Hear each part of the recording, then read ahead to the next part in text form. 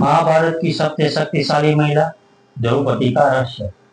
नमस्कार मित्रों, आज हम उस नारी की बात करेंगे जो न केवल महाभारत की सबसे केंद्रीय पात्र थी, बल्कि शक्ति, आत्मसम्मान और न्याय के प्रतीक भी बनी। द्रौपदी। जब हम शक्ति की बात करते हैं तो अक्सर तलवार, युद्ध या राजनीतिक सत्ता को ही मापदंड मानते हैं, लेकिन असली शक्ति क्या है? वह शक्ति है जो अपने आत्मसम्मान के लिए खड़ा होता, अन्याय को विरोध करना और अपने जीवन की परिस्थितियों को अपने आत्मबल से बदल डालना। यही है द्रौपदी की सबसे बड़ी पहचान। द्रौपदी सिर्फ एक रानी नहीं थी, एक क्रांति थी। द्रौपदी को हमें केवल एक सुंदर नारी या 5 पतियों की पत्नी के रूप में नहीं देख सकते। वह एक विचार थी, एक चेतना थी। उस युग में जब स्त्रियों की आवाज अनसुनी कर दी जाती थी, द्रौपदी ने सम्राटों को के दरबार में आवाज उठाई। वह क्षण जब उसे बड़े दरबार में अपमानित किया गया, वह केवल एक महिला का अपमान नहीं था, वह नारी शक्ति की परीक्षा थी।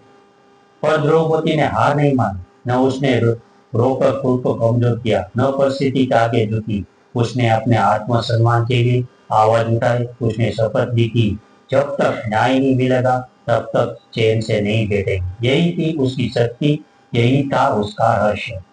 प्रेरणा के स्रोत के रूप में द्रौपदी द्रौपदी ने हमें यह सिखाया कि स्त्री केवल कोमलता की मूर्ति नहीं होती, वो आग भी बन सकती है। वो चुप रहना जानती है, पर जरूरत पड़ने पर गर्जना भी कर सकती है। आज की महिला, चाहे वो घर में हो, ऑफिस में, खेल के मैदान में या विज्ञान प्रयोगशाला में, हर जगह द्रौपदी की तरह चुनौतियों से लड़ रही है, और वह भी बिना किसी दिव्य वरदान के। क्या हम सभी में एक द्रौपदी है वो आत्मा सम्मान जो हमें अन्याय के सहने से रोकता है, वो आत्मबल जो हमें गिरने के लिए गिरकर भी फिर से उठने की ताकत देता है, वो साथ जो दुनिया की परवाह किए बिना सच का साथ देता है। वो क्षण जो इतिहास बन गया जब द्रौपदी को बड़े दरबार में अपमान किया गया। उसे वक्त जब वहां मौजूद बड़े बड़े योद्धा चुप थे, भीष्म, द्रोण, विदुर सभी मौन थे, लेकिन द्रौपदी ने नहीं चुना मौन। उसने प्रश्न किया, धर्म क्या है, अधर्म क्या है? वो स्त्री को वस्तु समझा जाए, उसकी यही आवाज आज गूंजती है।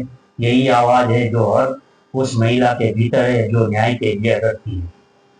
हम क्या सीखे सकते हैं द्रौपदी से? स्वाभिमान सबसे बड़ा आभूषण है। द्रौपदी ने अपने सम्मान के लिए पूरा युद्ध के झेला, लेकिन कभी समझौता नहीं किया। साहस की सबसे बड़ी शक्ति है, उसने निडर होकर परिस्थिति का सामना किया अकेले। शब्दों की ताकत को पहचाना। द्रौपदी ने शब्दों ने कुरुवंश की नींव हिला दी। शब्द कभी हल्के मत समझो। न्याय मांगो, दया नहीं। द्रौपदी ने भीख नहीं मांगी, न्याय मांगो। न्याय क्षेत्र की असली मिसाल। आज जब हम महिला सशक्तिकरण की बात करें तो हमें द्रौपदी जैसे उदाहरण को सीख लेनी चाहिए। शक्ति केवल भुजाओं में नहीं होती, शक्ति विचारों में होती है, सिद्धांतों में होती है। आज की नारी अगर द्रौपदी से प्रेरणा ले तो कोई भी शक्ति उसे रोक नहीं सकती। अंत में एक प्रेरणादायक शब्द, यदि आप कभी जीवन में हार जाए, यदि कभी कोई आपका अपमान करे, यदि कभी परिस्थिति आपको तोड़ना चाहे, तो द्रौपदी की तरह उठिए, आत्मसम्मान को अपने जीवन की ढाल बनाए, और याद रखिए, शब्दों में भी शक्ति होती, साहस में भी शक्ति होती, और नारी में तो स्वयं सृष्टि की शक्ति होती है। धन्यवाद। जय नारी शक्ति, जय द्रौपदी। Subscribe, like, share mythology Bharat. धन्यवाद। देखते रहिए माइथोलॉजी चैनल। सब्सक्राइब कीजिए, लाइक कीजिए, शेयर कीजिए, हाइप कीजिए। नमस्कार।